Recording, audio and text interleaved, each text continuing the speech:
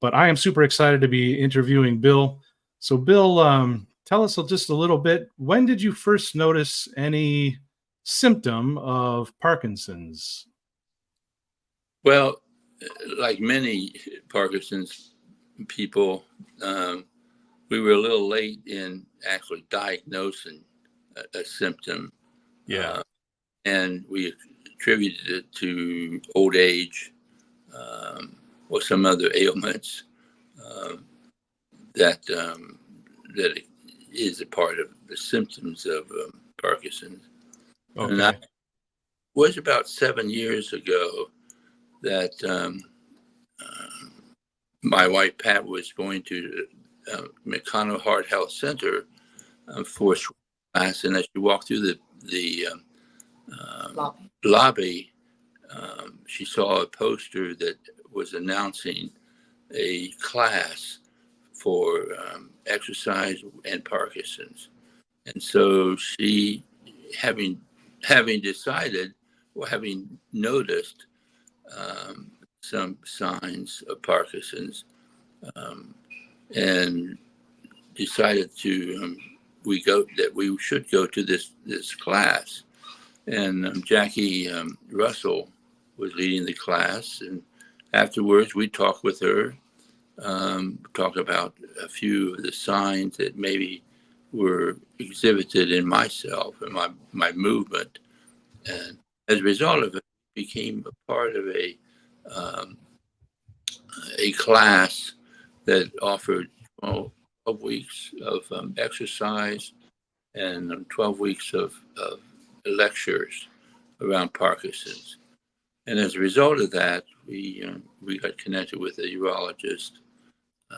neurologist, and started the path of exercise, which became the cornerstone of my therapy. Right. And the neurologist declared that you had Parkinson's?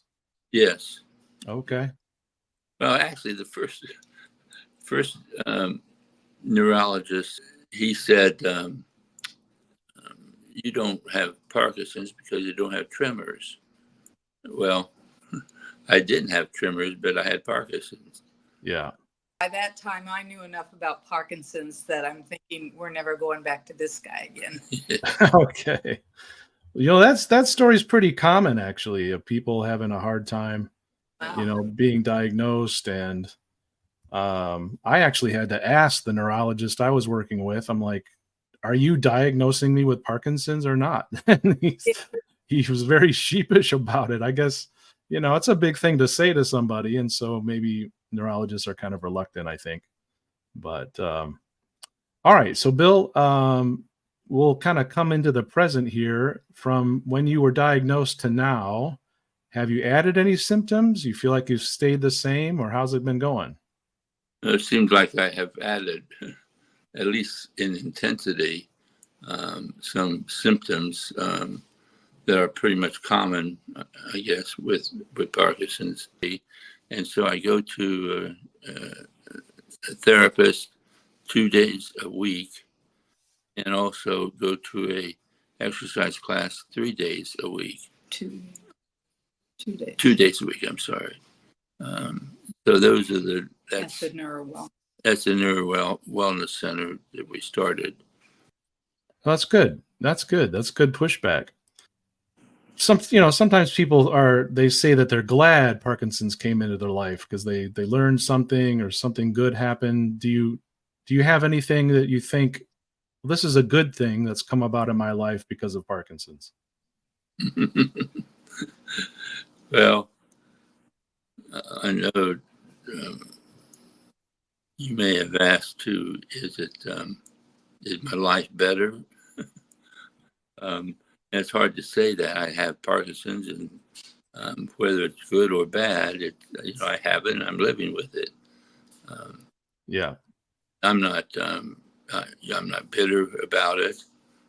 I get frustrated, as certainly does my wife, with it. We've had to make so many adjustments to stay in our home, to adapt to the circumstances that we have to learn how to cope with, and actually it's been exciting from the standpoint that we're learning some new things about us as well as about our environment and who else is involved with us in this journey. Yeah. Oh, that's great. That is great. That's admirable. Absolutely. There's a support group that I go to once a month, and part of that group are individuals and couples who support and care for each other. And I have found that some of the funniest things happen with this group, and we all laugh at it. Yeah. A lot of You're laugh. talking about the one at the Neuro Center that I'm a part of, right? Yeah, Yeah. We have a a lot, pretty good time in there, don't we? yeah, a lot of laughter and sharing of experiences as well as ways of dealing with some of the things we have to cope with. Yeah. And I have a friend who has had Parkinson's for about 12 years. Yeah. About 12 years now, and he's a part of that group. And we've been friends. Well, we've been friends for 40 years.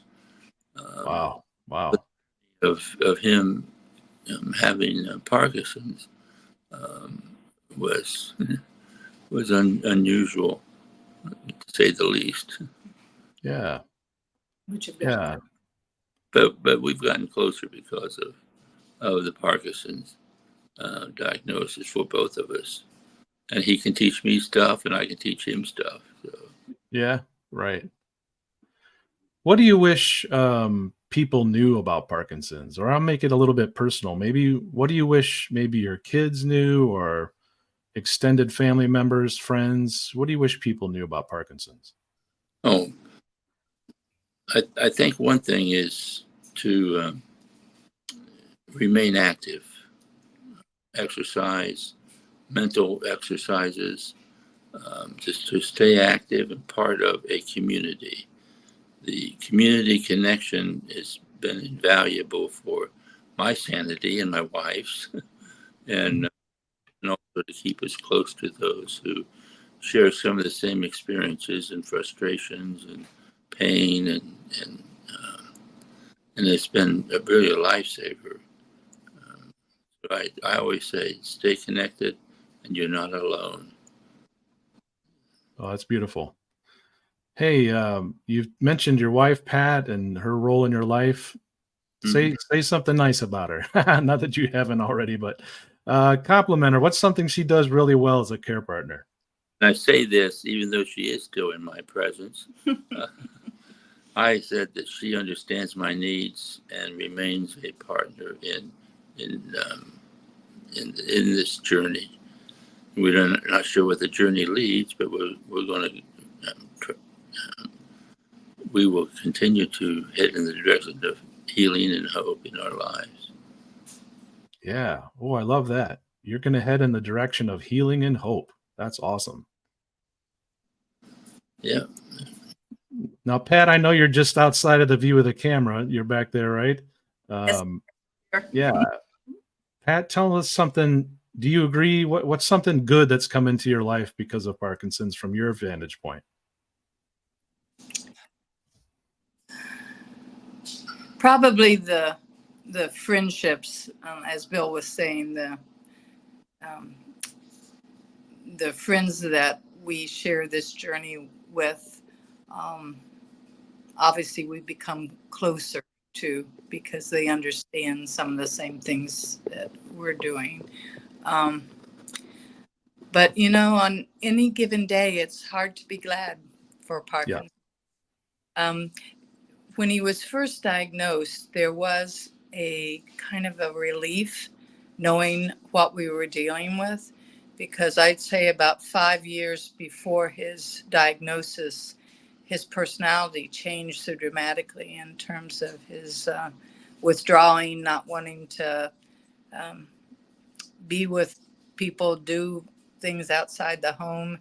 And so those years were actually in some ways harder because, and that's why I started searching for some answers, because he wasn't interested in looking for answers. He just, he would say, well, can't I be different? Because having been a very outgoing, caring, social pastor for 40 some years, and then all of a sudden to be a recluse, he said, well, you can be whoever you want to be, but you don't seem happy in who you're choosing to be right now. So the diagnosis of Parkinson's brought on medications that helped some of those symptoms, and Dr. Hinkle was very helpful in helping Bill understand that he wasn't depressed because he was weak, or that it wasn't a negative thing, that it was actually a part of the disease of Parkinson's. Because prior to that, Bill was not interested in trying any medicines, related to that part of the symptom. But so knowing that was part of the disease made it easier to risk taking the medicine, and that did help. So, Sure. But yeah, it's Parkinson has taken a lot away from our lifestyle, from who we are individually and who we are together. So it's a little hard it's a stretch to say we're glad to have Parkinson's. So Yeah, I wouldn't say that. I sure wouldn't. Well, that's great. Bill, I'm not sure I knew that you were a pastor. Yes, I think it was. Yeah. Well, I'll end with this. I'll end with this question. Oh, 40 years? For 43 years, yeah. Wow. Awesome. That's a hard job. I'll end with this question. Since you've been a pastor for 43 years, what's a matter of faith that you've learned, or how does your faith interact with your Parkinson's journey? Well, it certainly affects what I believe about God, about Jesus, about friends, about the community of the church, and what the future holds. And like I said, I never said, why me? And because, like I said, I have it. I don't think God caused it.